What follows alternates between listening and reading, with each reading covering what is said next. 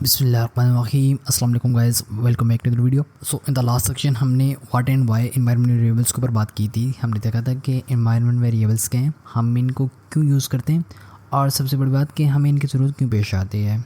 तो हमने तकरीबन इन सब सवालों के जवाब लास्ट वीडियो के अंदर देखे। लेकिन आज के वीडियो के अंदर मैं आपको जो चीज़ बताने जा रहा हूँ वो ये है कि एनवायरनमेंट वेरिएबल्स की टाइप्स क्या होती हैं। सो मेनली दो तरह के एनवायरनमेंट वेरिएबल्स होते हैं, एक होते हैं प्री डिफाइंड और एक होते हैं कस्टम आप कह लें या यूज़र डिफाइंड एनवायरनमेंट वेरिएबल्स कह लें।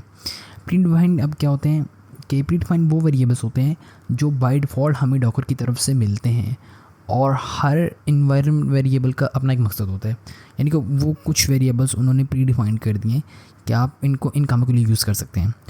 और कस्टम या यूज़र डिफाइंड को हम कह सकते हैं कि हम जो एज ए यूज़र अपनी मर्ज़ी के एनवायरनमेंट वेरिएबल्स बनाते हैं और उनको अलग अलग मकसद के लिए बनाते हैं और फिर इनको यूज़ भी उसी तरह करते हैं, तो वो कहलाते हैं कस्टम या यूज़र डिफाइंड एनवायरनमेंट वेरिएबल्स। तो दोनों को देखते हैं। तो प्री डिफाइंड के अंदर जो हमारे पास वेरिएबल्स हैं वो 14 वेरिएबल्स ये वाले हैं।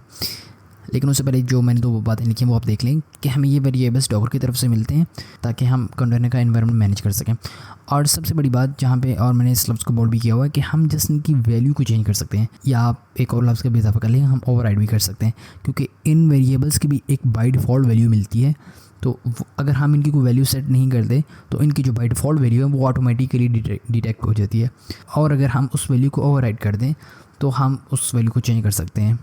तो ये 14 वेरिएबल्स आप देख लें, हमने इसके अंदर दो देख भी लिए हैं, दो लास्ट सेक्शंस के अंदर, जो कि थे कंपोज प्रोजेक्ट नेम और कंपोज फाइल के। हमने ये दो देखे कि ये किस लिए यूज़ होते हैं। जो प्री डिफाइंड हमारे पास वेरिएबल्स होते हैं, हर वेरिएबल का अपना एक मकसद होता है और उसी के लिए यूज़ होता है। कुछ हमारे पास होते हैं यूज़र डिफाइंड, यानी कि हम अपनी मर्ज़ी से की भी रखते हैं, अपनी मर्ज़ी की वैल्यू भी रखते हैं, तो हम दोनों को चेंज कर सकते हैं। लेट्स सपोज जैसे कि मैं बोलता हूँ कि ऐप एनवायरनमेंट का मैंने एक वेरिएबल बना लिया और उसकी वैल्यू मैं चेंज भी कर सकता हूँ कुछ भी। जस्ट लाइक मैंने यहाँ पे प्रोडक्शन लिखा हुआ है, हम अगर उसको डेवलपमेंट के अंदर यूज़ कर रहे हैं तो मैं यहाँ पे डेवलपमेंट कर दूँगा, तो जो मेरा ऐप ENV का वेरिएबल होगा वो डेवलपमेंट के लिए यूज़ हो जाएगा।